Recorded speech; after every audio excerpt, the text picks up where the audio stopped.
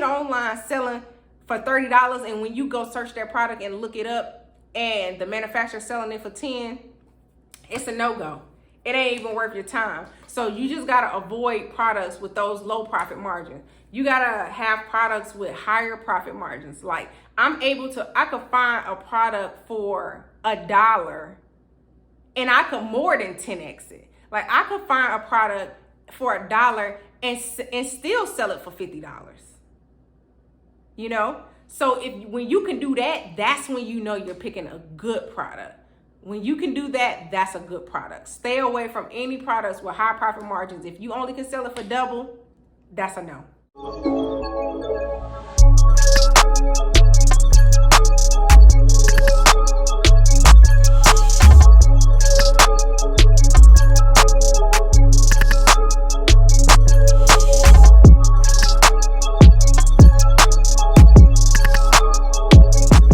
Hey y'all, it's KEIYONA'S, the mommypreneur connoisseur, and today we are going to be talking about what businesses you should stay away from, what e-commerce businesses you should stay away from. I just recently did a video on the type of businesses that you should start as soon as possible. Go check that video out for information on what businesses you should focus on starting. But in this video, we're going to be talking about all of the businesses, all of the things in businesses that you should avoid.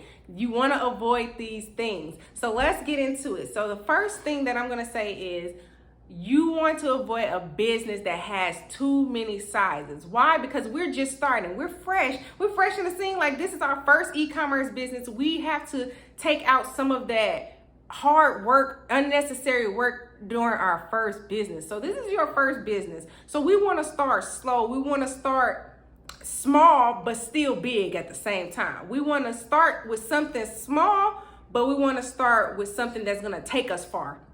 So again, my business model is we want to find the easiest, quickest way to make money but still have a long-term vision. So we're building sustainable long-term businesses. So that's what we want to keep in mind. So when I say stay away from too many sizes, that means that you should do the one-size-fits-all approach, which I talked about in the last video. You want to do a one-size-fits-all approach. If you do a t-shirt brand, like I gave the example in the last video, if you got to do a t-shirt brand, you got to have small, medium, large, extra large, like different sizes. And that's for every design. So if you have 10 designs, that's already 40 to 50 shirts that you got to buy up front. And that's just one of each, right? That's just one of each. But then you got to hope that you can buy those shirts in those sizes. So if you sell out in all your mediums and larges, nobody's buying the extra larges. Like you put yourself in a bind and it's kind of like, okay. Now, are there t-shirt brands that are doing numbers and their business is doing great? Yes. I'm not saying that you can't be successful if you had a t-shirt business. I'm just teaching people how to get started fast, quick, and make a lot of money. The simple way, like without having to do all of the extra work up front. Now, of course, there are ways that you could do all of this and you could do it like with drop shipping and stuff like that. But again, I don't teach drop shipping. I teach building a brand from scratch for the long term. A brand that's going to be around 20 to 30 years from now. Not to say that the t-shirt brand won't be, but again, that's what we're focused on. Now, we're focused on building businesses fast and, in the right way. So I suggest just starting with something small because they're going to be upfront costs. It's going to be upfront costs. So you're going to need samples of these, of whatever product that you're getting. So like I said, if you're doing all these different sizes, different materials, like you want to do a t-shirt on this cotton, then you want to do a V-neck, crew neck. Like it's just so many different variables of what people like instead of just getting straight to the point of what people like. So when you take all that guesswork out, you just do like, let's just say it's one bottle of shampoo.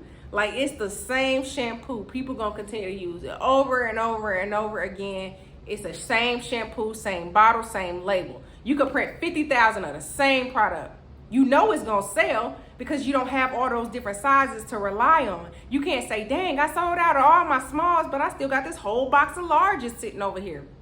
You ain't gotta say that, because everybody get the same bottle, they get the same product, the same thing. You just got 50,000 of the same product. It makes it much easier to just sell because it's just a one size, not like clothing or something like that again. So I recommend products that people have to use on a regular basis and things like that they can incorporate in their daily life. Not to say that t-shirts they can't, but it just makes it much more difficult. We want to build sustainable businesses that people are going to come back to you over and over and over again, repeat customers over and over and over again. You build that relationship with them, then they're recommending you to all their friends and family. So I'm going to be looking down at my phone because I got some notes here and I want to make sure I don't forget nothing. So the next thing is trending products. So you want to stay away from trending products. You should not do a trending product business. Drop shippers, they love to do trending product businesses because they start one drop shipping store. Once the trending product die down, then they start another store and they start another store. And yes, they make money doing that, but why do that when you can put all your time and energy into one brand and just blow that one brand up and it never dies? You know what I'm saying? So a trending product is here today, gone tomorrow, and nobody ever knows what happened to it. Just like we all know trending products that have came around and it was just really out there, and then all of a sudden it went away. Everybody was doing these fidget spinners and stuff like that. Like, yeah, it's still out there, but not as much as it used to be. Like, it was just really trending for one time. Like those hilly shoes that those kids was rolling around on, do they still exist somewhere? But we don't see them like we did when they first came out. You know what I'm saying? Those trending products. So it's like you don't want those type of products that's only going to be here today and gone tomorrow. Think about products that people have to use and incorporate in their daily lifestyle. Is what I recommend, and what I teach my students, and what I have done, and what I've seen success with. One thing that I really like. Let me drill this into y'all head. Please stay away from handmade products. I am guilty of this. I used to do this when I first started in business. I used to use handmade products. Like, I was in the kitchen, I was making some stuff because I saw other people having success doing that. Yes, you can have success making handmade products, but it is very time consuming. Your business is only reliant on you and your own manpower, how many hours you can work in a day. Like, it is so limited when it comes to handmade products. Yes, do consumers love handmade products? Yes, they do, but you can find a company that can create that same product and half the time, double the quantity. You get to have your sleep, and everybody wins. Like, you don't have to make the product just for it to be a great product. That's what people fail to realize. Like, just because you have these handmade body butters and you're doing all these colors, guess what? Factories do the same thing. The same thing. And they could spit out 50,000 jars in 2 hours.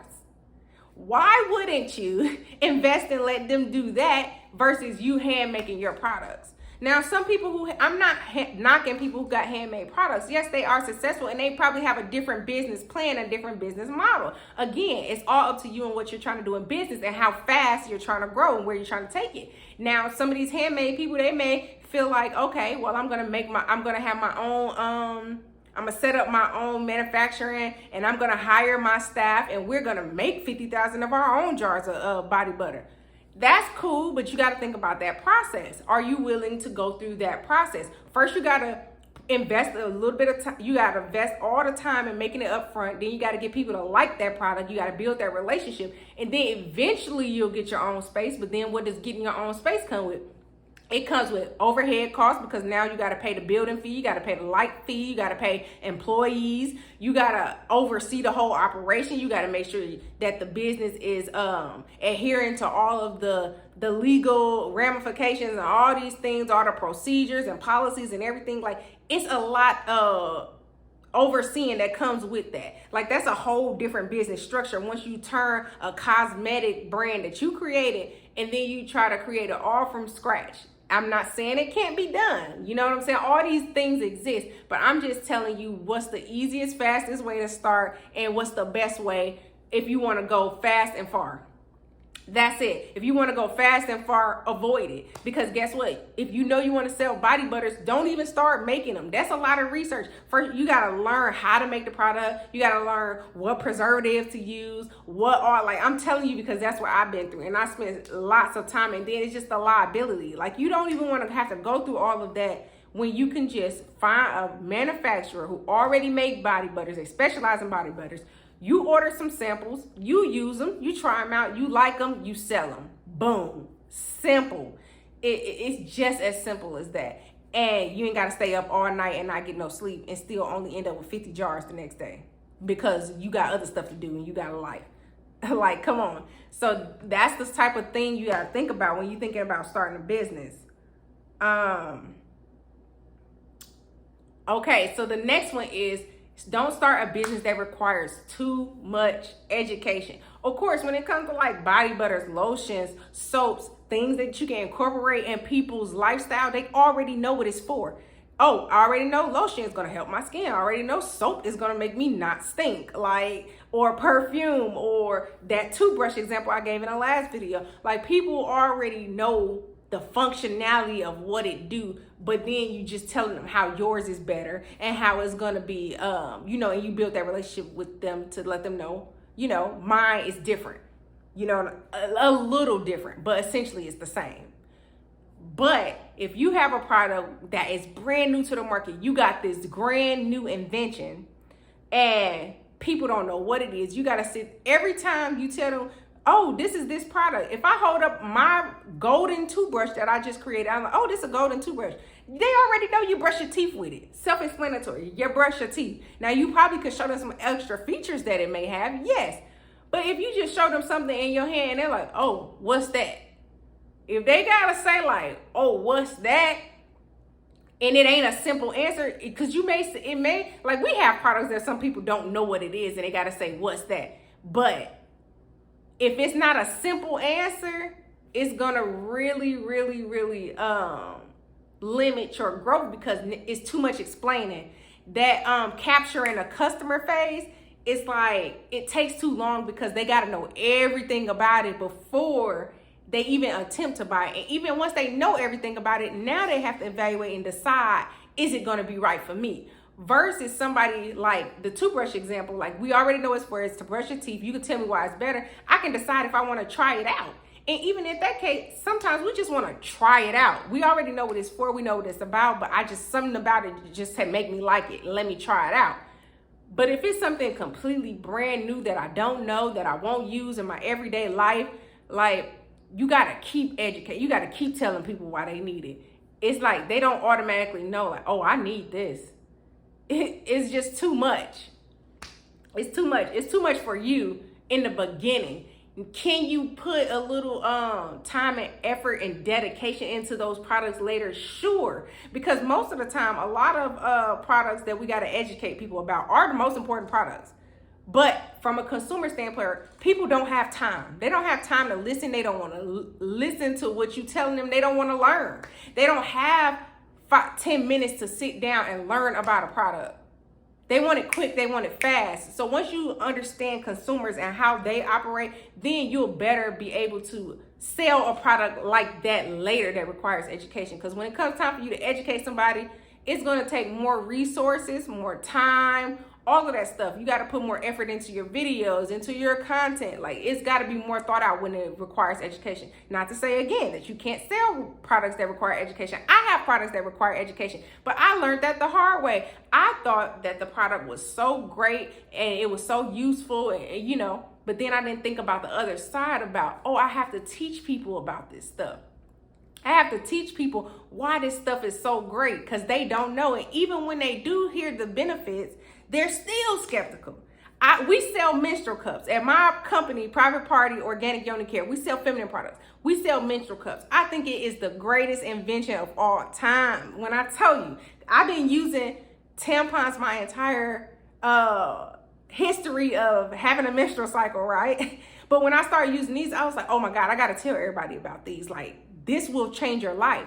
But when you start talking to other people, it's like, oh, I like my tampons. I don't care how many toxins they got in it, or I don't really care. I just know it works for me. I'm loyal to it. I'm sticking to it. And the menstrual cup, they just like, I just can't understand it. I don't know if I want to try it. Or they try it and it's like, but I still don't know how to use it. So then it's another learning curve. First, now you got to get used to using the product.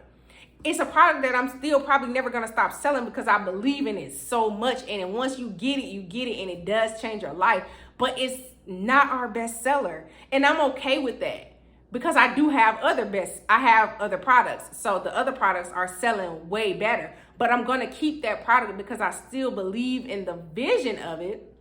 But again, it's just going to take more out of it. It would not be my first product. Like if I could go back, like it literally was the first product that was in our feminine care company. That was the first product we started with. And we wondered why nobody bought it. Like it wasn't us. It was that it required too much education. Too much education. A lot of people don't even know they exist. And the people who do know they exist don't know how to use it. So then you got to teach them how to use it. So again, these are just things that I have learned that I'm telling you, avoid it. Avoid it if in the beginning, if you can avoid it. Another product to avoid, products with low profit margins. Again, in another video, I'm going to tell y'all how to really dig deep and calculate your profit margins and the best products to sell. But again, low profit margin products are basically products that cost you more than $10 to buy. Like I like you can, but anything over that is almost getting into the premium space, the luxury space. Like if you spend over $10 for a product, because remember, we're building a brand, so we got to put that money in up front. You putting that $10 up front, and if you can't sell it for no more than $30, then that's not a good product. But if you can get that product for $10, and y'all, if you don't know, my motto is to 10x it. So anything I buy, it needs to be times 10 if I can sell it. If I can't 10x it, then I don't need to sell it. So if I buy it for $10 and I can't sell it for $100, I don't even want it.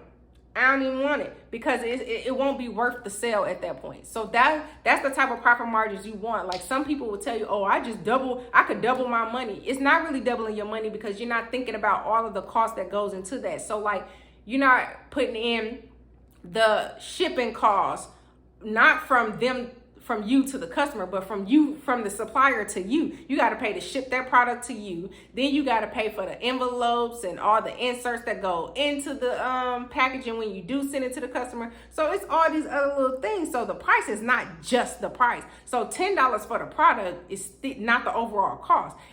Overall, once you do the math, that product is actually probably costing you $15 per sale.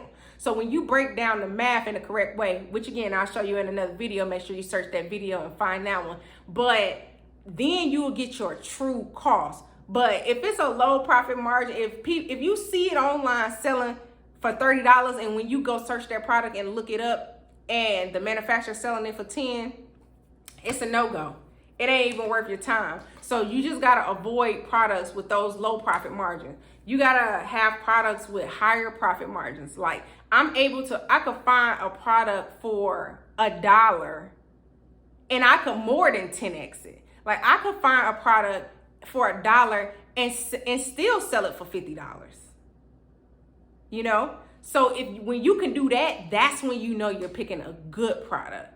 When you can do that, that's a good product. Stay away from any products with high profit margins. If you only can sell it for double, that's a no.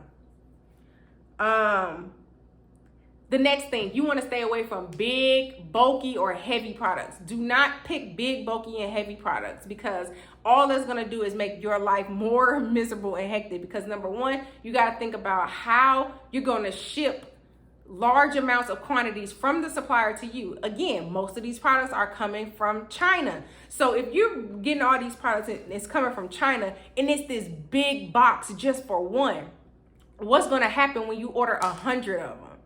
Not only are China going to tax you on that shipping cost, but then your fulfillment center, which I preach on the fulfillment center aspect of somebody else controlling your shipping, they're going to charge you for storing that big old product. So you got 100 products of a big and bulky product. It's going to take up so much space in the warehouse.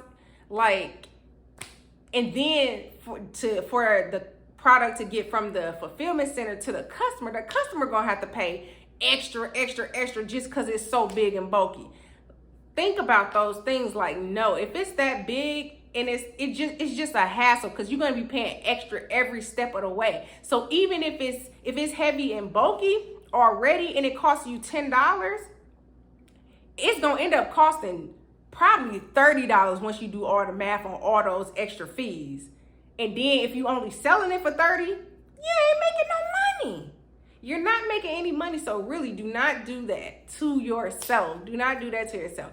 Try to stick with products that are small or lightweight, even if they're kind of like we have a product that we have to use like a 16 by 16 inch box, but it's so light. So that lightweight still makes sure that the shipping is only around $10 for the customer, which is a number that we like to stay around for the customer, because they don't want to be spending $20 just to ship your product. That may make them not want to even buy the product at the end of the day.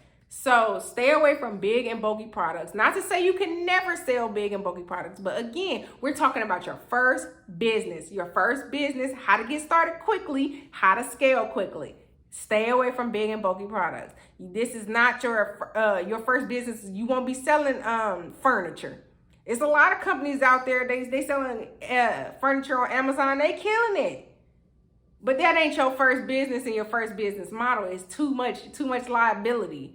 It's too much, especially when it comes to the cost. So, and of course, when we were talking about stuff to stay away from, just don't sell any product that don't align with your vision, your morals, or, that don't align with your values. You want to sell products that you believe in, that you actually like, that you enjoy, because it's going to be so hard to sell products that you are not connected to, that you don't believe in, that you don't really use on a regular basis yourself. Those type of things. And maybe you wasn't even using it before you started your business, but now after testing and trying the samples, you like it and you continue to use it. Yeah, do that.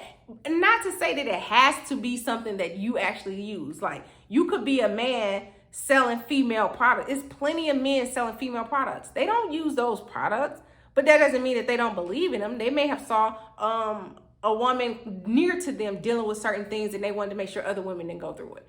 It's still a connection there. It's still a connection. Yeah, they don't use it, but they still believe in it. As long as you believe in it and you like it, that's all that matters. But don't just try to sell something just to sell it, just to make money, because it's going to make the journey a lot harder and just more difficult for you. So these are just the first things that I recommend that you stay away from when starting an online business. Y'all let me know in the comments if I left some out or some other things that you, other things that I didn't mention. Let me know what other videos y'all want me to bring to y'all. I'm going to be dropping a whole bunch of e-commerce tips, tutorials, walkthroughs, everything dealing with e-commerce on this page. And especially just dealing with e-commerce and life in general. Being a mom, that's like a whole nother area that takes us away from business. Not even take us away from business, but it's difficult to maintain both lifestyles at the same time, parenting and business, but it can be done. So here we're all about finding ways to get things done, working smarter, not harder, and just building that brand new life for ourselves, reinventing our lives. Like, we're transitioning from workers to entrepreneurs, and we get into the bag. So just let me know what else y'all want to know, and I'm gonna keep teaching and dropping videos regularly on this channel. So just let me know. Make sure you like, share, and subscribe, and I'll see y'all in the next video.